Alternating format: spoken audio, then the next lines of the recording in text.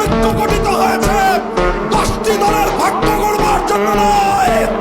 10 দলীয় ঐক্য গঠিত হয়েছে বাংলার মানুষের ভাগ্য গড়বার জন্য। 10 দলীয় ঐক্য নির্বাচন করছে নিজের দলকে প্রতিষ্ঠা করবার জন্য নয়। 10 দলীয় ঐক্য নির্বাচন করছে বাংলার মানুষের ভাগ্য পরিবর্তন করবার জন্য।